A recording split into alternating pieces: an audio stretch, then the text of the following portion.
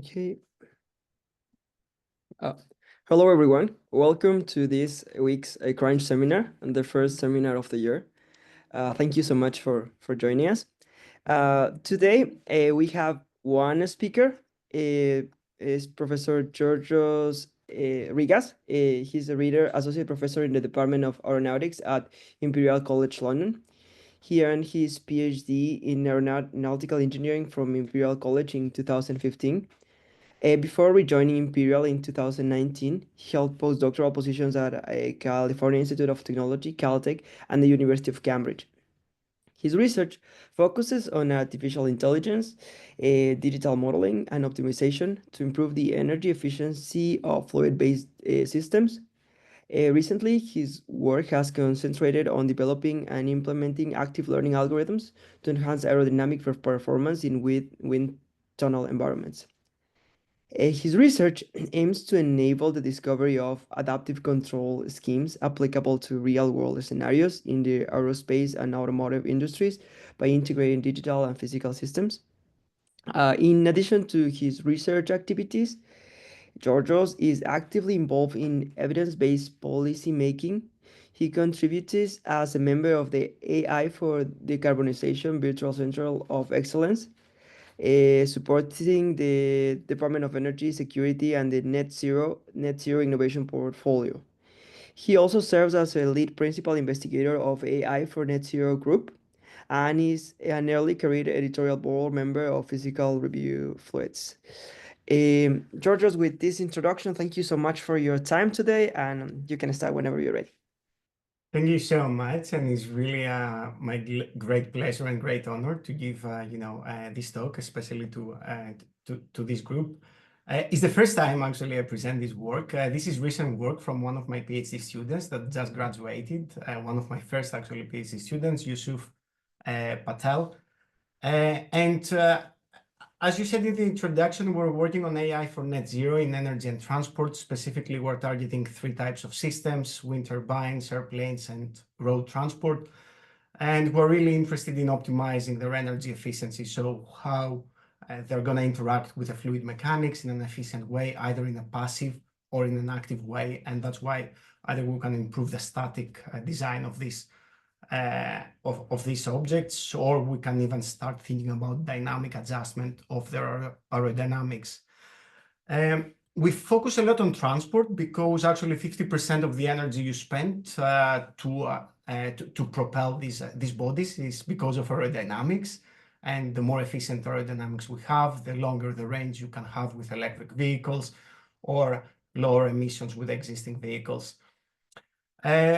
However, there are quite a few challenges in this case for realistic regimes like full-scale blown-up tracks. Actually, we're not able to accurately simulate this flow, so probably we will never be able to do a direct numerical simulation, or it's going to take at least quite a few decades. So we rely on empirical models when we perform simulations, or direct numerical simulations at very simple regimes.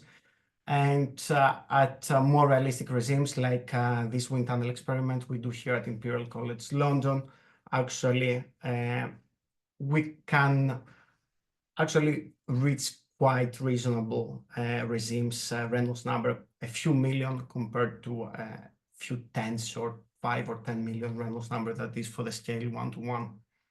So approximately a factor of 10. So there is a lot of progress in experimental techniques recently. So here I'm showing some of the capabilities we have. These are state-of-the-art facilities planned that they were part of a national initiative here in the UK to build some of the best facilities across different institutions. So one of these facilities is here at Imperial College. And let me show you what we can do with this one. So we have this road vehicle, is a scale 1/14, is a truck, and we can have sensors on the rear pressure. Here we have 64, but you can go up to 1000 surface pressure measurements. And you can have multiple cameras actually looking at the near wake. You throw some bubbles in the flow that I will show you now. And actually you can reconstruct by tracking these bubbles, actually the entire or a big part of the wake that is responsible for most of the dynamics of the flow and most of the drag, so the loss the energy loss and dissipation.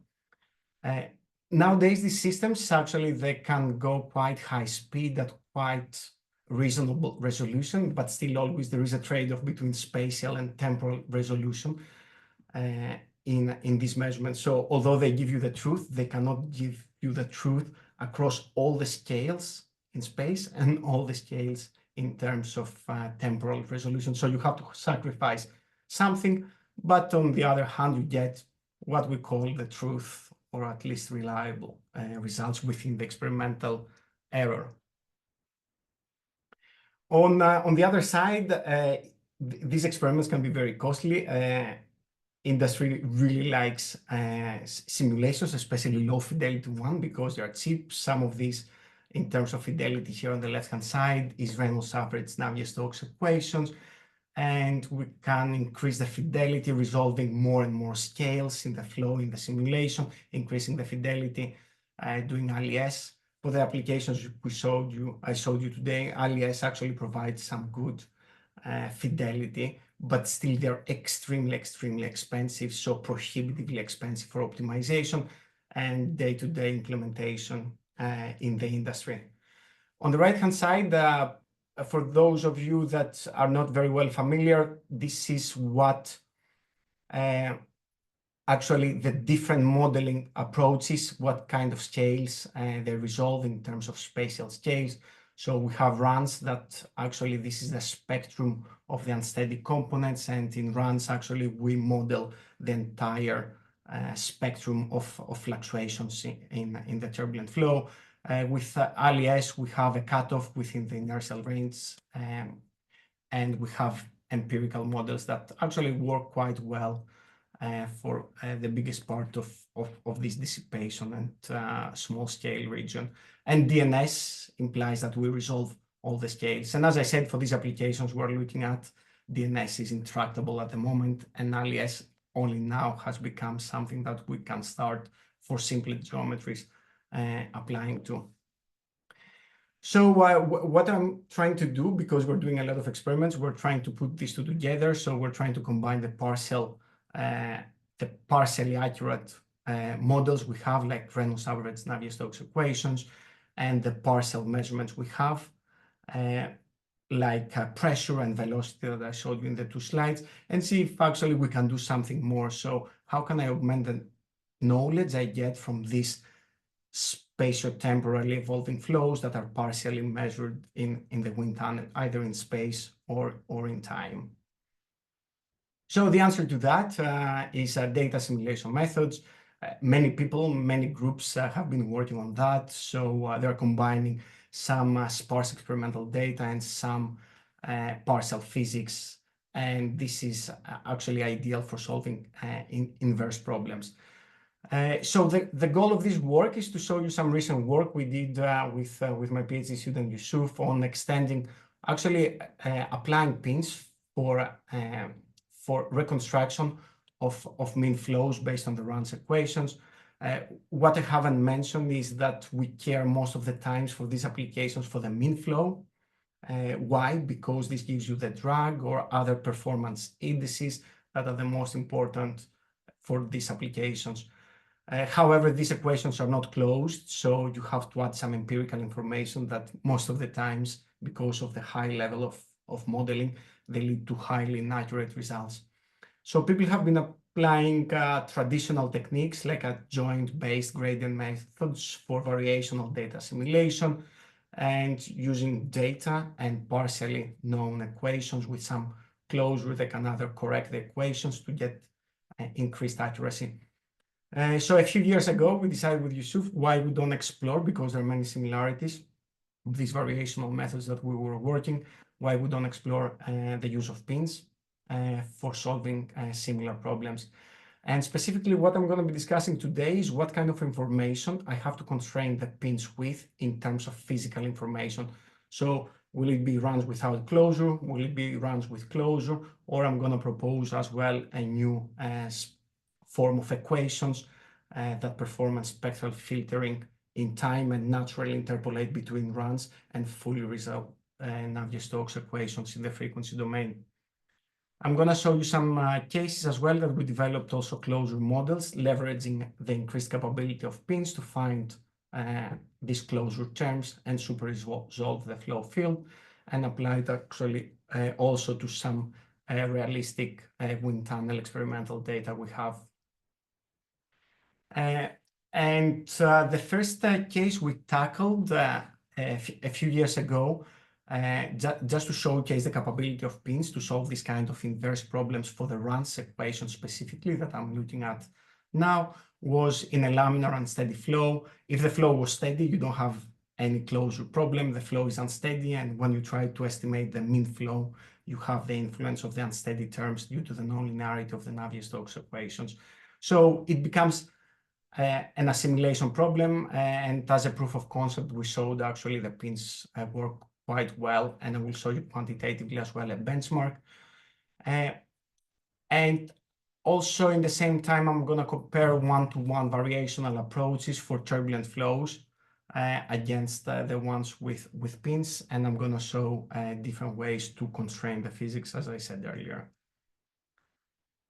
So the Navier-Stokes equations, let's see which equations we will be using to constrain the physics of this problem. I will be talking only about incompressible flows in this presentation. So we have unsteady Navier-Stokes equations, intractable if you discretize them in these regimes. And we are going to decompose the flow into a mean and a fluctuating component, so the mean does not depend on time.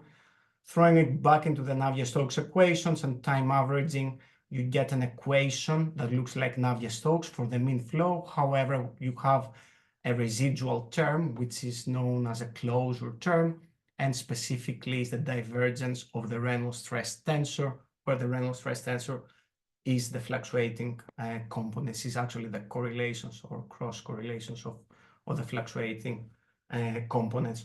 So you have to know the fluctuating components to solve for the mean. So that's why this problem is unclosed. If you use a turbulence model, usually it's inaccurate and you end up in wrong results. So this is the perfect inverse problem. So given some data of the mean flow, can I infer the closure term and also super resolve the mean flow?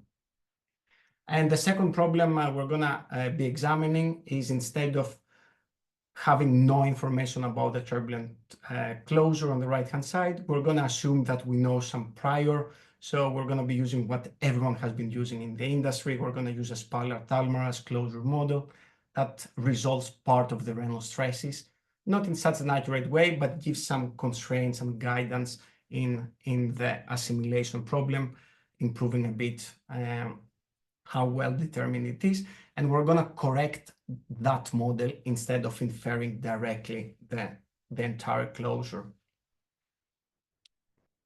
So in terms of writing a few equations down and comparing the variational with the pins approach, we solve the constraint optimization problem. And actually the objective is the same in both cases. So we're looking into super resolving or finding the full mean flow solution, and minimizing the error to some measurements that I have either through PIV or point measurements in my lab, constrained by the time averaged equations that I showed you earlier, with or without closure, because I have data now, so I can determine the degree and of closure in the equations. So we can use adjoints to solve that problem. We construct a Lagrangian, and solving the forward adjoint problem and probably an ascent method, we can minimize that cost function. Exactly the same problem without spatial discretization as we would do in the runs. We can solve also with pins, but in a weakly enforced sense. So we have a cost function. We're trying to minimize the error between the measurements and the prediction of the velocity given by a neural network. And we constrain now, instead of the Navier-Stokes, the Ran's equations describing the mean flow. And using the typical tricks of the pins, we can enforce as well the physics laws using automatic differentiation. I have a term F. This is the unknown forcing term coming from the divergence of the Reynolds stress tensor. So the divergence of a tensor is a vector. So I have a vector that I don't know, and I'm going to try to infer because I have some data now from some measurements. So what is different here? So what I call runs plus is runs, but I'm gonna add some closure and I'm gonna correct that. So I have the runs equations and I have augmented it with a turbulence closure is a transport equation for the eddy viscosity, like given by the Spallard-Almaraz model. I have also the data loss, as I said earlier, and I minimize the data loss, the physical loss, and the boundary conditions of the flow. So the whole idea is to find the weights of these neural networks. There are some tricks we have to do because now for this kind of mathematical formulation of the problem, the Reynolds stresses, they might have some actually potential component that can be in both sides in the Navier-Stokes and part of the pressure term. So the pressure is not uniquely determined, and I have to constrain the Reynolds stresses to be only the solenoidal component. Also, the eddy viscosity, by definition, it has to be positive. So we do a trick here with a square root to make sure that we get the positive part of the eddy viscosity for closing these equations. So the first time we played with that, that was like an undergraduate project that I gave to a student, and came a few weeks later when I told him, okay, let's solve that without the Spallard-Almaraz closure here, just the runs equations. And actually he came back to me after a couple of weeks time. Oh, it was so easy. I downloaded DeepXD, I wrote the runs equations, and I solved the problem, and I get almost exactly the same solution as the adjoint-based method, and more or less in the same time as well. So this is where I was really fascinated, and then we started having a proper look into the comparison of these two methods.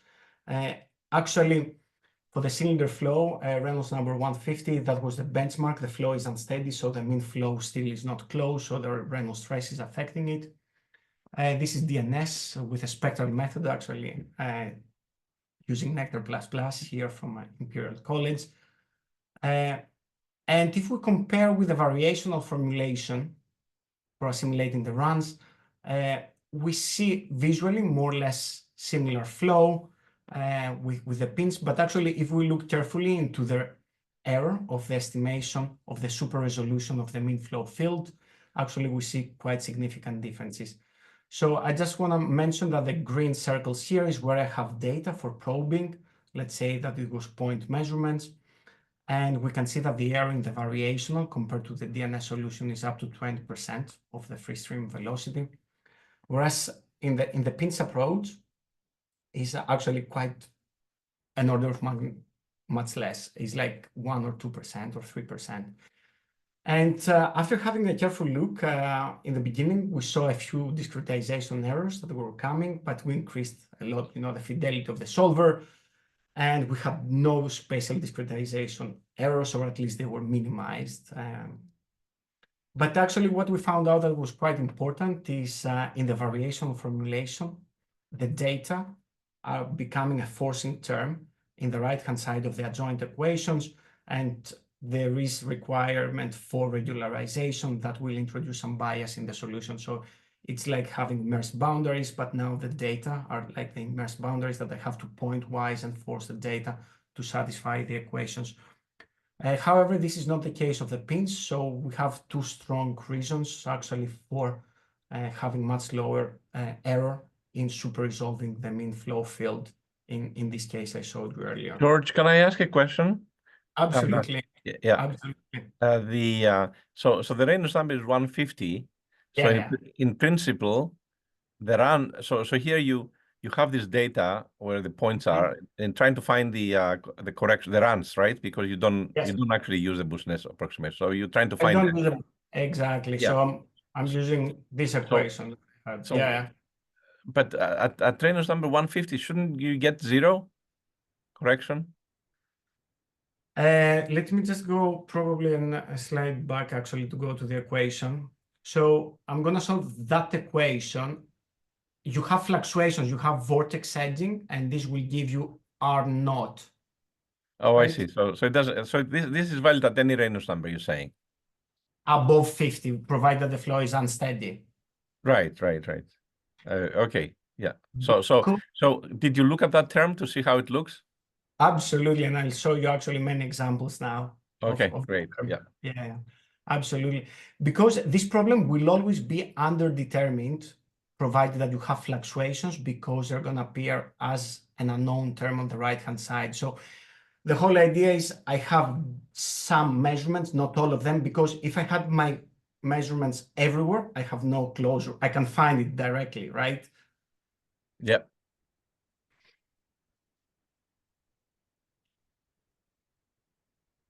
So I'm not going to show you for the cylinder flow, but because that was like a benchmark case for me, I'm going to go to the turbulent case. I'm going to use a periodic Hill Reynolds number 5000, 3D, full 3D blown up periodic boundary conditions in streamwise and spanwise direction, compact finite differences to find the solution.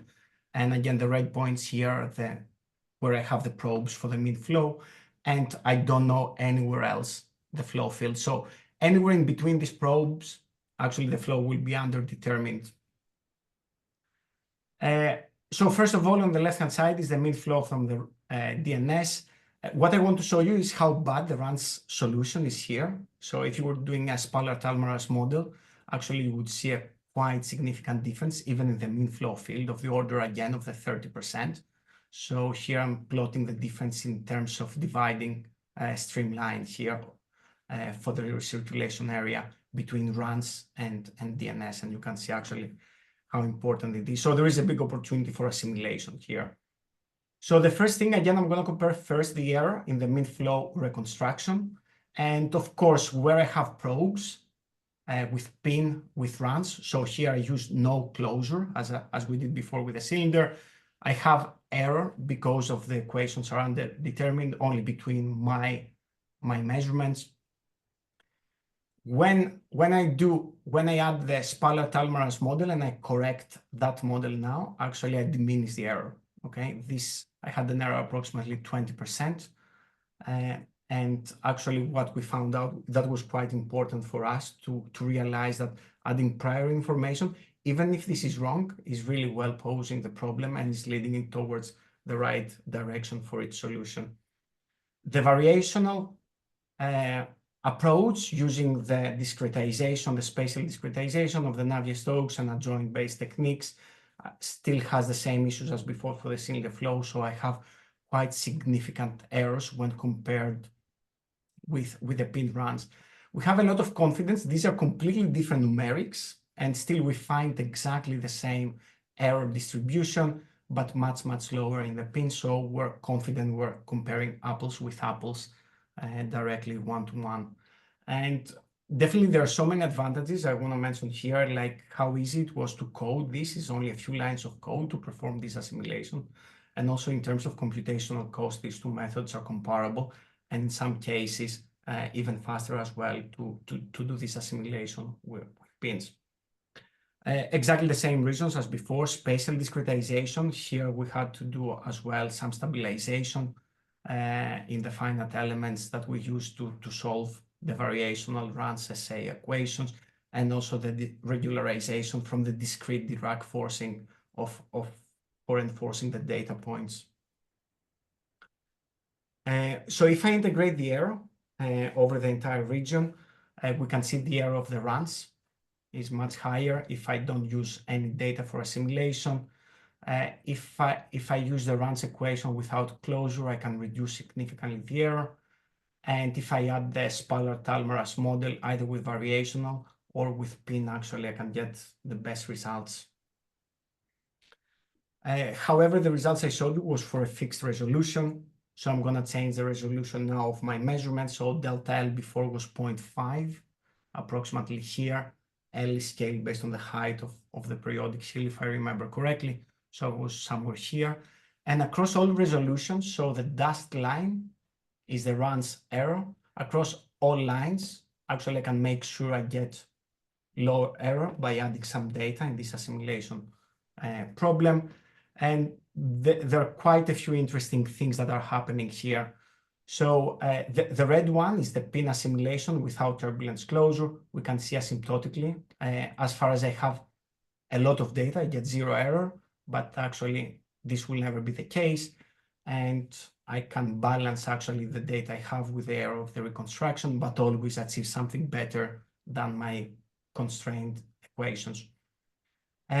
What is interesting is that the red curve converges to the blue one, as someone would expect, where the blue one is the best error I can get using PIN with the Spallert-Almaraz model or any other turbulence model. I can add some prior to this optimization. And the variational with the typical traditional discretization and adjoint-based method, it saturates to approximately a constant error, and in all the cases actually is quite higher, much higher than the PIN SA. At the limit of only a few sensors, we found it was a bit difficult to converge the pins, as you can see, for DL equal to 1 and further resolutions. So some more details actually here can be found in these two papers. And actually, George, I didn't have the closed return, but I have it in the next slides that I will show the harmonic balance Navier-Stokes equations. All of the Reynolds stresses, actually the divergence of the Reynolds stress tensor can be found in these two papers, or I can pull them up and show you a few of these graphs. So the second was published only recently, a few earlier in 2024. So we understood that actually adding some constraints in this assimilation is improving it makes the problem better conditions. So we started thinking, why to add something that is wrong by definition and try to correct it? Is there any other way we can think about closing the equations? And the way I think about that is that actually the runs, as I said in the beginning, resolve all the scales. You can have approaches like large eddy simulations that in space you can filter out scales.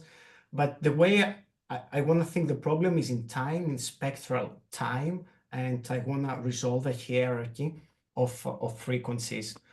Specifically, what I want to do is I want to work removing the transients, taking a Fourier transform of the Navier-Stokes equations, and resolving all these mechanisms that are responsible for the inhomogeneity, the turbulent projection, and non-locality in these flows, and give rise to this complicated behavior of the spectrum at low frequencies. So the way we're going to do that is we're going to take the Navier-Stokes equations, and instead of expanding into a mean flow and something fluctuating, we're going to decompose also the fluctuating part in a sum of Fourier series in time. And now, depending on how many Fourier series components I keep here, I can interpolate between Rand's equations when I have 0 harmonics kept here to fully resolved Navier-Stokes equations for t going to infinity. So I'm going to resolve some structures. I'm going to keep the nonlinearity of these triadic interactions of an arbitrary number in the truncation. And now all the truncated, the tail of that expansion and the Reynolds stresses arising from that, I'm going to treat it as an unknown term that I'm going to assimilate. And as I said, keeping only the mean flow harmonic in that Fourier expansion gives directly rise to the Rand's equations as we were doing before. So we can think Rand's as the harmonic balanced equations at the limit of 0 harmonics. But now I have a knob that I can slowly tune and start increasing and add more frequencies. Depending on the flow, I can do a coarse graining in the frequency domain, or I can selectively find some frequencies if you have some sustained oscillations, for example, like in a cylinder flow, that you can keep in that expansion. How these equations look like, so it's a system of coupled equations for the 0 harmonic with higher harmonics. And as I increase the number of frequencies I keep in my expansion, I have more Reynolds stresses and more unknown terms that I have to infer. And we can generalize that to an arbitrary number of harmonics. So again, I'm going to benchmark with the cylinder flow. So I can solve the harmonic balance Navier-Stokes equations in the frequency domain. And I can find a steady solution. This is like a fixed point of the harmonic balance Navier-Stokes equations that comprises of the zero harmonic, first harmonic, second, and theoretically you go to an infinite number. Of course, the energy is going to drop at some point, and you can converge to the DNS solution only after keeping a couple of harmonics for the cylinder flow. And if you want, you can go back in time, in physical time, and reconstruct the flow for the asymptotic regime. So the whole idea here is to do a systematic coarse graining in the time in the frequency domain in spectral time. So what I would like to do is I would like to solve Navier-Stokes equations only with a few harmonics, and have a model for or infer the residual arising from the truncated Fourier series in the time domain. So if I choose a projection operator for low and high frequencies, I can split Navier-Stokes equations, and I can express the first equation as a function of the low frequency harmonics and what I will call residual, that is a function of both low and high frequency. So how would someone go around this term? Similar approaches have been proposed using the Morris-Vancic framework for the time domain, but someone can think of that as the Morris-Vancic in the frequency domain, so that convolutions now become multiplications in the frequency domain. I'll give you a very simple example of a system that is linearly coupled with low and high or resolved and unresolved frequencies. And if someone wanted to solve only for the resolved low frequency harmonics, large scales, somehow has to take into account the high frequency scales. And the only way you can do that is by solving the second equation as a function of u high, replace in the first one, and in that case, the first one can be expressed as a function of the low frequency harmonics.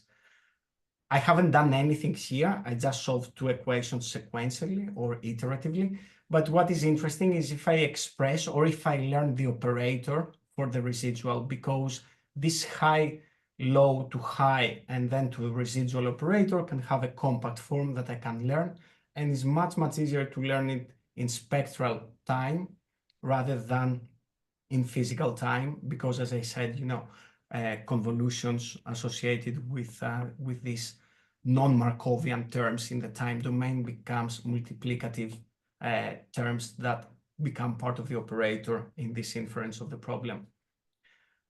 So I played here without any assimilation, and again, if I can measure just to demonstrate the mean flow and the first harmonic in the cylinder flow, I can learn an operator that reconstructs the high frequency harmonics, and then actually can give me the residual so that I can get an accurate estimate of the low frequency components. So instead of deriving that operator or solving for that operator, we can learn it. And by training in various Reynolds numbers, we can now also extrapolate to different Reynolds numbers. So we demonstrate here that by learning these closed terms through an MLP network, using only the low frequency harmonics, we can accurately reconstruct this residual term that we have to infer. Can I ask a question again? Sorry, George. Absolutely. How would you know the first harmonic? This is a really good question. You have to measure it. And the thing is now, what I do in the lab, I always have temporally resolved flows. But as we said, I cannot resolve all the frequencies, but I can resolve the low frequency ones. So not only I measure in my lab my mean flow, but I measure also a few harmonics in the low frequency range, if that makes sense. And then I can take the DFT, or I can do some sort of spectral proper orthogonal decomposition. So this would be like a phase average. I mean, if it's a turbulent flow, it will be a phase average equivalent to a phase averaging because it's a harmonic. Exactly. It would be exactly that.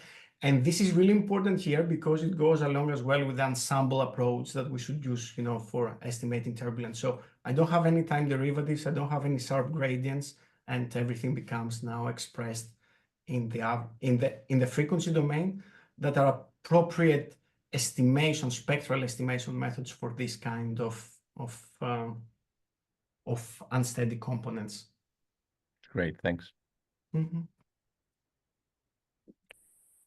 So now, as I said, I have a systematic way depending on the number of harmonics that I keep in my expansion. And of course, these have to be input to this assimilation problem. I have different levels of fidelity that systematically scale between runs. Like if I keep 0 harmonics, all the closure, all the nonlinear stresses are unknown. But if I start adding more equations for the higher harmonics, I remove actually the need for closure. And ideally, there should be a sweet spot that, given a specific spatial resolution of data, this system actually becomes ideal for assimilation. And you can see when you add the second harmonic, you have the interaction of the second harmonic with itself, and also contributions from the first harmonic with itself that are resolved and actually remove some of the non-locality of the Reynolds stress of the Reynolds stresses here, and I can infer a simpler closure by increasing the complexity in terms of equations here.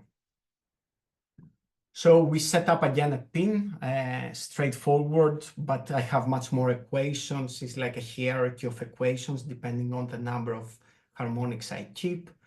And the error now, as George said earlier as well, will depend also on some measured harmonics as well. So not only on the mid-flow, but I will try to minimize the error of some harmonics.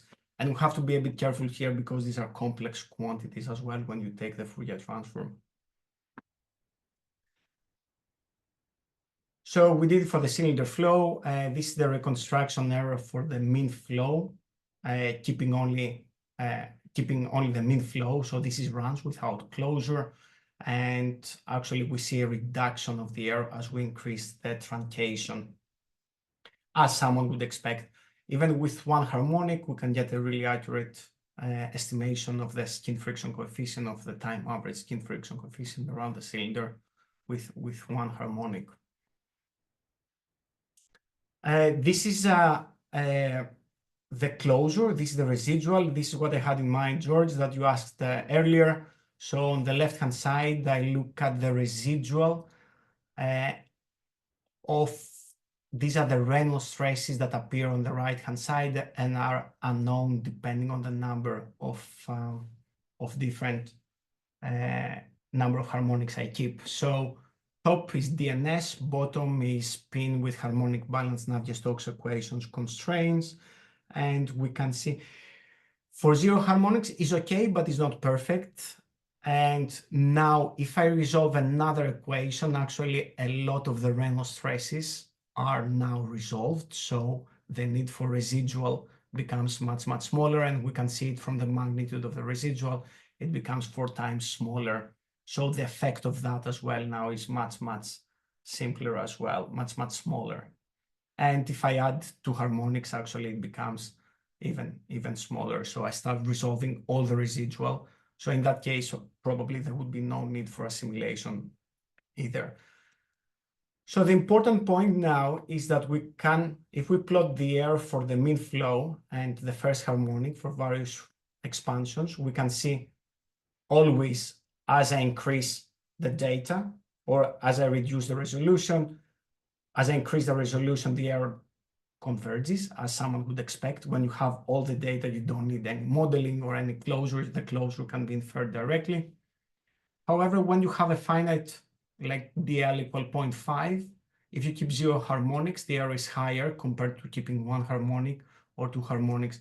So now I can systematically exchange data resolution and number of harmonics. So if I know that in the lab I can achieve a certain resolution, that this is limited by my measurement equipment, I can start increasing now the number of harmonics in a systematic way, such that I achieve the error that I need for my approximation. And of course, this is great. However, something else that someone can think of is how to leverage that super resolution of the mean flow field and the higher harmonics, and also the inference of the closure term. So if someone does quite some experiments and gets a mean flow and a residual, actually we can start thinking of learning algebraic relationships now in the frequency domain between the residual and the result low frequency harmonics. So that would be something similar. It's like a nonlinear eddy viscosity model, but it depends on many harmonics and is systematic and actually is exact. And this should fully determine the residual, provided that I have the sufficient resolution. As an input, I can give also some non-locality for the cases of extreme truncation, like I can give also spatial gradients of the velocity field that I measure instead of only local information of the velocity field, like someone does in the eddy viscosity models due to fixed approximation. How does that work? Actually, again, in the cylinder flow, just for benchmarking, I have here the inference of the closure, and actually sorry, what we have done here is we have done different simulations at Reynolds number 150 and 200, and we're predicting the closure in an unseen case, specifically at Reynolds number 300. And we can see here that with, this is the DNS solution, R0. This should be the exact closure for the 0 and first harmonic. If I learn the closure at this extreme truncation, only using 0 harmonics, I don't get a very good estimation, but if I add the gradient as well at the local point, I can get really an exact representation of the Reynolds stresses. If I use in the truncation 1, because big part of the Reynolds stresses is resolved, the inclusion of grade information is not that severe. So, but in general, gradients improve the accuracy of the closure model. So we're going to apply these techniques now to a real experimental database, not a synthetic one like the one I showed you earlier. This is a time resolved, actually I should say high speed, because we cannot resolve all the temporal scales of this axisymmetric black body flow, and we have simultaneous pressure measurements. And you can see the Reynolds number is quite high. We have a turbulent separation with a few decades of logarithmic boundary layers, small scales in the shear layer, and large scale structures as well, responsible for vortex shedding. The first time when we tried to do the assimilation of that one, everything went terrible. And actually what we found out is that the numerical errors, everything that I discussed to you just now, were much, much smaller compared to the experimental errors. And what do I mean by experimental errors? We had a misalignment of less than 1% of the PIV plane because of the calibration target, for example. And actually this displaces the shear layer by 1 millimeter, and the velocity now has strong gradient. So the data do not satisfy the Navier-Stokes equations. So a tiny misplacement of the shear layer caused completely, huge errors in the assimilation. So what Yusuf did, again, taking advantage of the flexibility of pins, set up an outer loop, actually, that you can solve simultaneously, that you learn the error for the miscalibration for the PIV data. And there are different types of errors that you can have for PIV, like where your plane is, if it is rotated, if there is some curvature because of the lenses and the light seat, or some distortion optical. All of these that can be described by affine transforms with some unknown parameters A. And now the assimilation problem we're solving is not only finding the inverse Reynolds stresses, etc., as we did before, but also finding these optimal affine parameters such that this cost functional is truly minimized. And now everything can work quite well. We can assimilate the mean flow, and we can get also the residual in this experimental flow case. We can do it for the full 3D mean flow. Actually, now we can solve in bigger graphics cards this kind of assimilation problems. We're using only data from one plane. And again, that plane, we thought it was in the symmetry plane, but it was not. And actually, it was really important to use the full 3D Navier-Stokes equations in that case. Life here for this fully turbulent case is not as simple as in the cylinder flow. And actually, when I have very sparse measurements, actually the assimilation methods with no closure, like the blue line, when I do runs without any closure, they yield higher error than the runs solution. However, when I add the Spallard-Talmaras regularization in this inference, immediately I get, for all the resolutions we tested, much lower accuracy, much lower error, and much higher accuracy compared to the runs solutions. And we have tried various combinations of the harmonic balance as well, that we can get similar improved results by adding a few more harmonics. However, what was really, really important to understand here is it was not the large scales that was the important part for creating the inhomogeneity in the flow, but actually it was the dissipation and the small scales, and actually the small scale turbulence within the shear layer that created a broadband range of scales that was taken into account by the Spallard-Talmaras model quite well. So even with the Spallard-Talmaras model, for that kind of case, in the shear layer, where the errors are quite important, we were able to get quite a low error for the reconstruction. And also another thing that we were working, again, motivated by the experiments we do, is the reconstruction of pressure. In that case, the pressure is not uniquely determined, so you have to add some explicit formulation for the Reynolds stresses, which actually we measure most of the times. So when we have a high-speed system for PIV, we get the mean flow and we get some partially resolved Reynolds stresses that uniquely determined and can reconstruct the pressure within the near wake where your measurements are. So this summarizes more or less my the recent work I told you about. It was one thing I want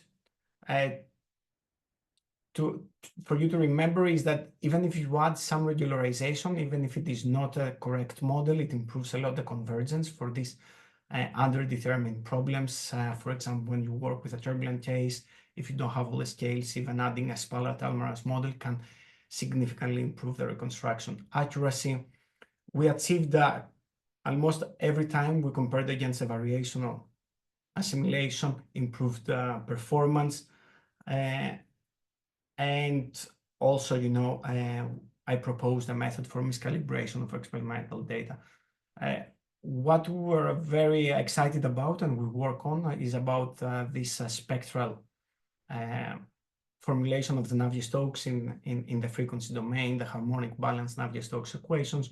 We have used it in quite a few applications in other contexts, and it seems to be very promising both for transitional but also for turbulent cases. And of course, there is a lot we can do now, apply to more broadband flows, further validation on different flows that we have here in the lab, and also, work a bit more on the closure models I showed you earlier.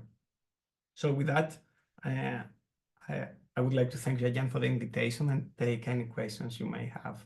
Great, thank you so much, George. That was a really nice presentation. Do we have any questions from the audience?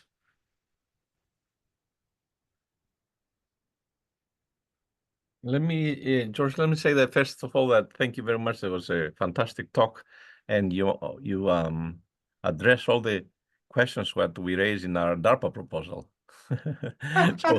so it so happens that we are working on this problem, but that with experimental data, Reynolds number 100,000, 10,000, and so on for the flow past the cylinder. Experiments from MIT for compressive flows, but also compressed flows. So you addressed exactly what. So we use the Ricardo, what we call the Ricardo equations, basically the paper that you mentioned in the beginning, but also we're looking at different patches where you can sample the domain to get the.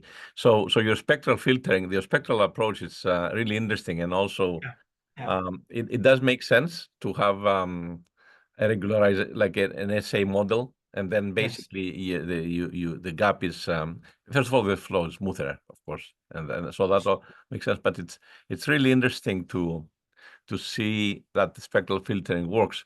We have a flow past the cylinder, so that's remains sort of around a Struhal number, fixed Struhal number almost everywhere.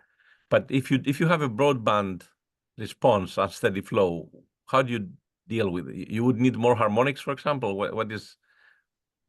Okay, so it's really interesting because for the cylinder flow, when you have a self-excited flow, it can become part of the optimization so that you self-consistently end up in a fixed point. So you don't have to fix the frequency, so you can infer it. But even let's say that you fix it for the cylinder flow, it is the same if you know it somehow. Now, for a broadband case, this is really, really interesting. It's something I really want to work in. And in that case, I see it as a coarse graining, as a discrete Fourier transform. So imagine you have the continuous spectrum. You can start approximating that energy in the continuous spectrum by using 2, 3, 4, 5 harmonics, that each bin is really big. So now, depending on the complexity of that spectrum, you will need different discretization of this discrete Fourier transform in terms of resolved harmonics, if that makes sense. But this is something I haven't worked, and I really think is something very, very interesting to work in. Well, it's a great idea because you go back to Rans and before you use the Busnes model. But Raj, do you have any questions for George? Yes, I do have. Hi, George. This was really excellent talk and pretty much aligned with our current state of work. And I just had a question on the periodic hill that you showed the first part of the talk. How was the error for velocity v? Like, did you had any trouble in getting the convergence for v? I don't remember. Of course, the v component is like, I don't know, 10 times probably smaller. If I Yes. yeah. Yeah. So typically we get errors which are 10 times bigger because on V. That's why he's asking you. Raj has done this test actually. Yes. Because v is 10 times smaller, someone would expect. But I don't know in the cost function if you can tune that so that you weight it equally as the U component. But I really, really don't remember even the weighting we did, if it was on U and V separately or just on U. Okay, so because yeah, means that is one of the problems we always encounter in that. And if you can go back to your Reynolds, either of flow past cylinder or periodic hill data, so if you can go back to that slide. Yeah. The periodic, but we should have all this data in the paper. And when we plot L2 errors, actually is L2 errors of the U and V velocity. But you're right, I'm showing everywhere U, but for no reason. It's not because we were getting bigger. No, just yeah. Yeah, we're Yeah, here. So yeah, here the data you took in the regular grid form, right? Say again? The data like in entire domain, right? These green points are the data, right? The green points are the data, and this corresponds to DL equal 0.5. Okay, so have you tried just concentrating data in just one place and then extrapolate it? Like it may so happen that you don't have data in entire domain, like especially on the boundaries. Yes. No, we haven't, because I was thinking, oh, this is a PIV and it's a rectangular grid, to be honest with you, but we haven't thought about localizing the measurements. And of course, this is an excellent sensor placement problem that I don't know if someone has tackled or if you have thought about it. But that's part of the work that we're doing, trying to find small patches and then extrapolate elsewhere in the domain because the PIV window cannot be very large. So I think that's what Raj says. But you're right. There are sweet spots on that. But and you can in the paper, George, sorry, in the paper you have the errors for this for the periodic hill. If not, I can send them to you. I think I should have them. To be honest, I don't remember. I have to to bring up the paper. Yeah. But definitely I have them. I can. I don't know. I might be able to. pull them up now. Yeah. Yeah, just one last question. I was really interested in the harmonics part. So that paper is out, right? The paper. Yes, actually, it's not with pins. We did optimization. We did what we call nonlinear resolvent analysis. Everyone was using just for transitional flows, linearized Navier-Stokes, and I started thinking, okay, how I'm gonna start going towards transition, and the only way is to start adding harmonics. Like if you have an instability with a frequency, interacts with itself, with other harmonics, and I was doing nonlinear optimization using that. We have a JFM paper I have in 2021 and nonlinear optimization, nonlinear input-output analysis. Yes, so you can have a look into but let me know if you need anything. Yeah, but in the pin the you equations added. are there, Raj. The equations are there in the GFM paper. Yeah. Okay. So, but in the pin you added the frequency dependent PD term, right? In the last function you showed. No, so in my case, I always use. Sorry, I'm the one creating confusion. So in the JFM paper, I was assuming that the red box is 0, and I was solving for different levels of truncation. In the pin, I can do severe truncations here, so I can play with what I resolve and what I infer. Okay. It's exactly the same problems you have in spectral elements, right? Your Okay. truncation Yeah. but in that case this one is an analytic harmonic balance method. There are ways, even if you have a full blown up DNS solver, to do what is called time spectral discretization, but using the DFT, but in that case you're going to have aliasing. So if you have simple equations like incompressible Navier-Stokes, you can do it by hand, calculate all these nonlinear triadic interactions. Yeah, that's clever. Thank you very much. Really excellent talk. Thanks. Jinjiang or Jianjian, do you have any questions? There are the other people who work on the same project, DARPA project, so I want to prioritize the questions for them. Oh, thank you. I don't have any other questions. So Jinjiang and Jianjian? Yeah, hi, George. I have two questions about your work. It's very interesting. So first one is the pin with the SA turbulence model. So do you formulate all of the? So do you implement all of the SA model formulation in pin? Yes, and it becomes nasty. Not nasty. It gave us trouble converging that because it was going into the trivial solution, depending on how you adjust the weights and all these things. This is something I should have mentioned actually, and that was one of the limitations here of applying that. It gave us a lot of trouble. Yusuf had sleepless nights trying to adjust it to converge, because you have to add this transport equation and you have to penalize it. And then you have also, other kind of terms, all the equations, but I think we should have the code as well available online if you want to try it. It should be somewhere online. Okay, thank you. And next question is about the harmonic part. So if I want to use, for example, 4 or 5 harmonics to deal with some complicated flows, so do I need all of the data of the harmonics? I mean, different frequencies? No, this is the good thing with the pins here, because we're doing assimilation, meaning you can have sparse data, sparse measurements for each of these harmonics, right? And this is what we're examining here. There is a trade-off between data and number of harmonics that we keep for the reconstruction error. So these 3 curves is for different number of harmonics kept in the expansion, 0, 1, and 2. And DL is the spacing for the data based on the diameter of the cylinder here. So you can see when you have 2 points per diameter, this is the error you get using only the Ran's equations with no closure, using one equation or quasi-linear equations as they're called, or 2 harmonic equations. So there is a trade-off now. The more data you have, of course, the lower the error is going to be. At some point, you're going to converge to 0.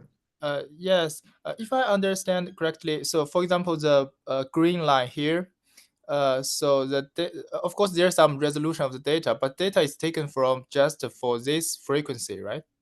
I mean, so there will be 3 frequencies of data.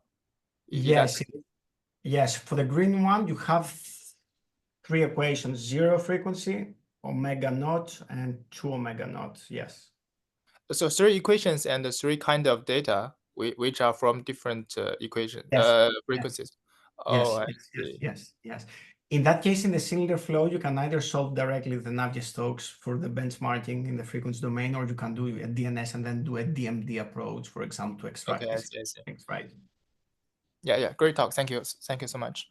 Thank you. Yeah, excellent idea, George. You should write. So are you writing this up for the cylinder case? I mean, what you're showing. So this is not published, right? What you're showing right now. Actually, nothing. Yeah, only the PRF paper is published. None of this is published. Yes. It's really great idea. Yeah. Juan, back to you for other questions. So we are the group who are doing this project. There is something in JCP called, sorry, it's called model pins. They're trying to solve something similar, but they neglect completely the residual, and actually it's quite important. I don't know if you've come across that, model pins. No, we'll look it up. Yeah. Maybe I have one question, and it was like when you do this correction, when you were learning these alpha, it was like I don't remember which slide was it, but because you said that you had like this shape that your PIV plane was a little bit displaced. Yeah, here. Yeah. If one question before, can you go to the previous slide? Yeah. Yeah. So here, did you know what was this misalignment or was unknown? No, it was unknown, but we did it with synthetic data before, so I haven't shown that.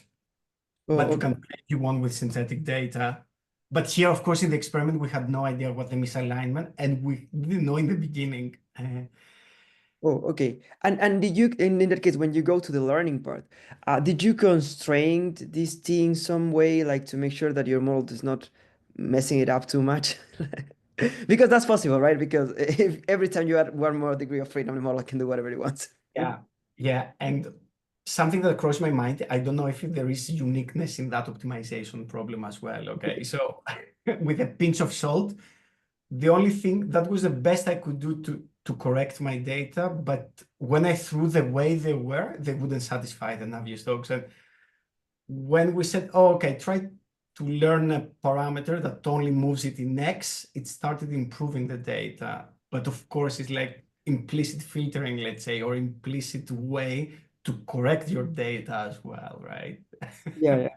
So, but in the synthetic data, it worked like a charm. It was a uniquely defined. We did a cylinder flow and we displaced the data, and it came out perfectly. Oh, okay.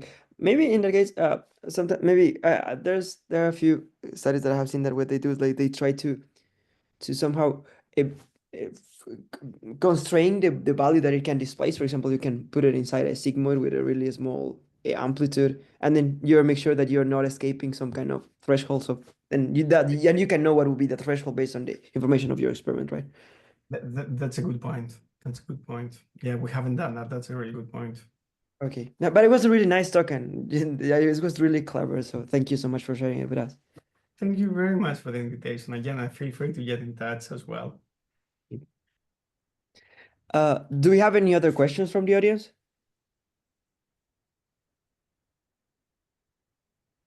It looks like we do not. Once again, thank you so much for your time, George, and thank you so much, everyone, for your time today. I hope you all have a great weekend, and until next week. Have a good year, George. Prolific. You too. Thank you.